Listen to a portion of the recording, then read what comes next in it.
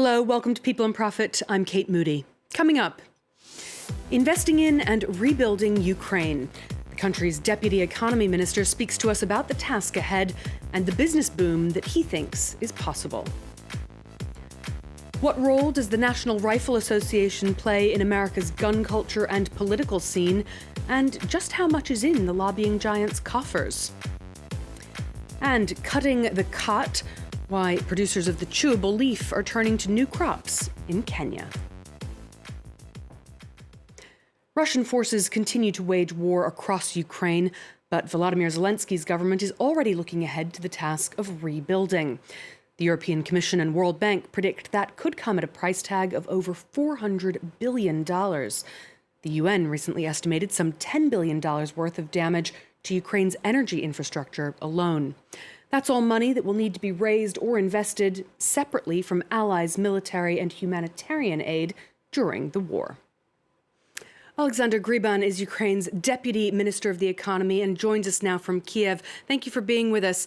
One of your main tasks is attracting investment in post-war Ukraine. Is that a hard sell, given that the war shows no signs of ending? It obviously is, as the situation on the battlefront and then the fact that the war is ongoing with the potential damages to any facilities, warehouses, etc. At the same time, we're assured that Ukraine having like a huge potential and being actually the next big thing for the whole capital markets, investment markets, this fact is inevitable, and therefore we track very big interest for Ukraine.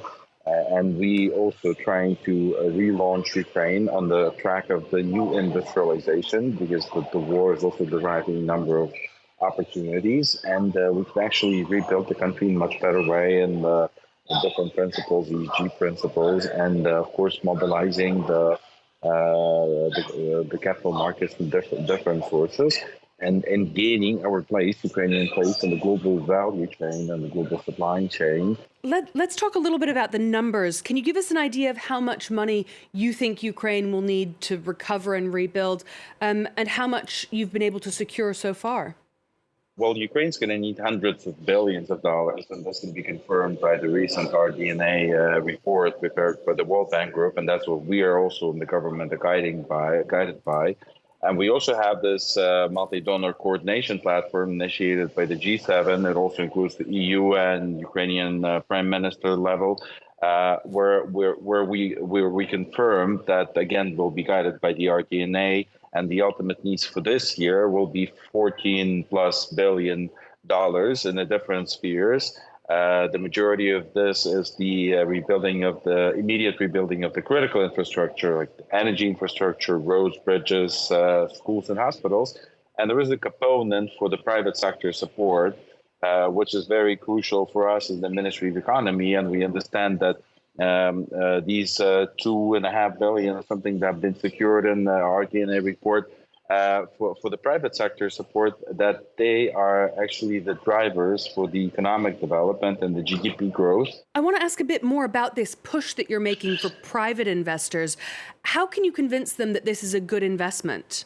First, as I said, Ukraine is a great place to invest in terms of positioning, in terms of potential positioning in the value chains. We have very skilled labor, very technically oriented labor. We have a number of mineral resources that are satisfying the most of the needs of the European Union and the US. We are running a number of the deregulative measures. We have tax incentives, and we're also working on the war risk insurance very actively. We remobilize the engagement with institutions like MIGA, for instance, from the World Bank Group, Multilateral Investment Guarantee Agency, which is actually now insuring the investments.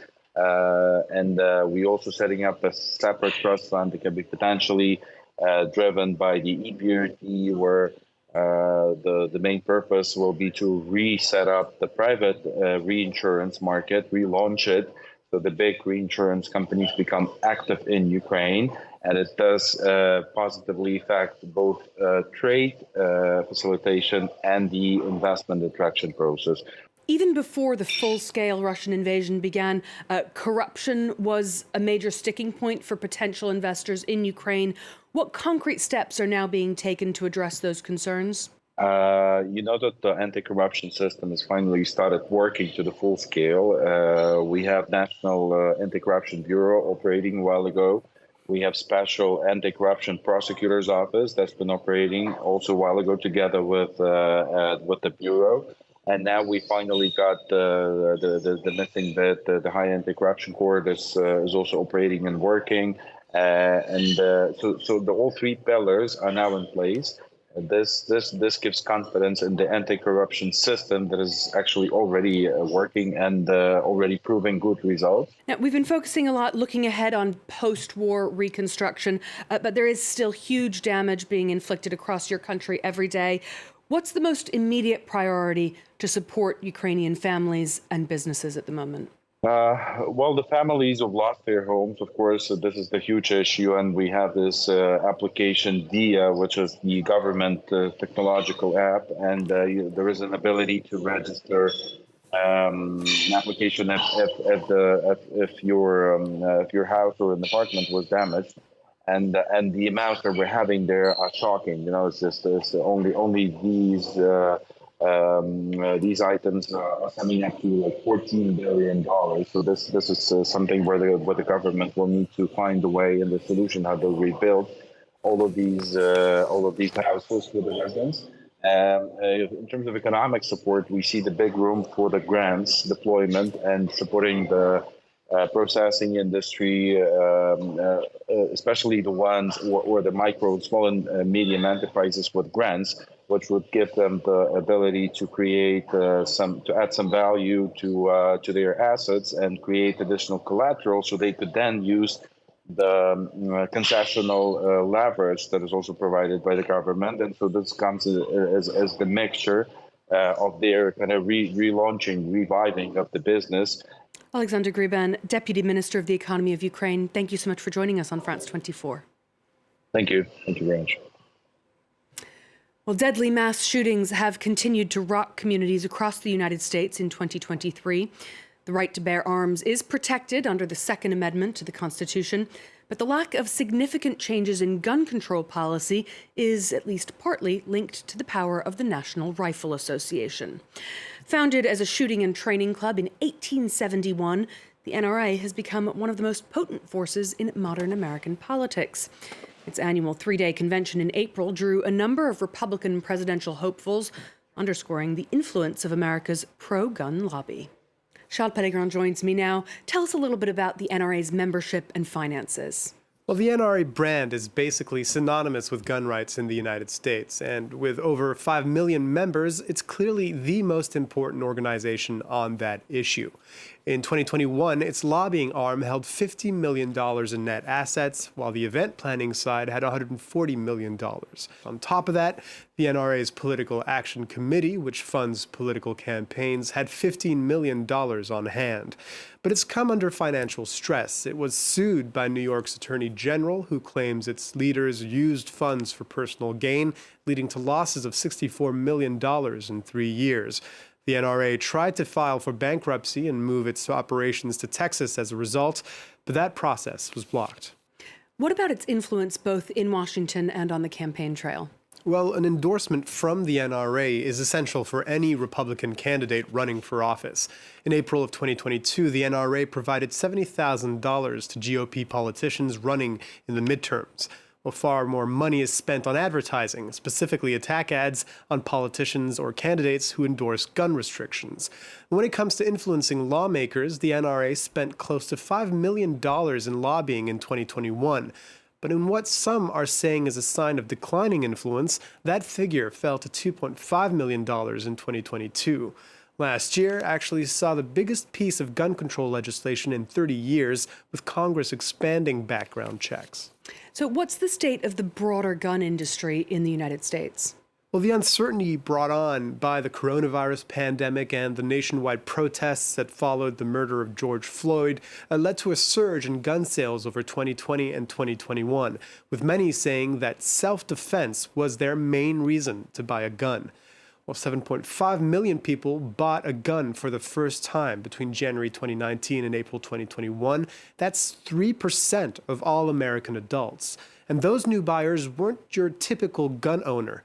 50% of them were women, and 40% of them were either Black or Hispanic. In 2022, though, gun sales declined, and gun manufacturers have had to reassure investors that their business models are ready for a slowdown in demand. Charles Pellegrin, thanks so much for that update. Well, Kenya's agricultural sector has for years been riding high on a special crop classed in many countries as an illegal drug. But khat farmers have seen revenues dry up amid a series of export bans and trade spats, and they're asking the Kenyan government for help. Brian Quinn has more. Here in Meru, the local economy has long gotten a kick from khat, a shrub whose leaves give off a mild stimulant when chewed. Now, though, the buzz is wearing off amid a series of bans in traditional export markets. With their main cash crop blocked, many farmers are turning to other options. I found an advantage in sunflowers, as it allows me to feed my animals.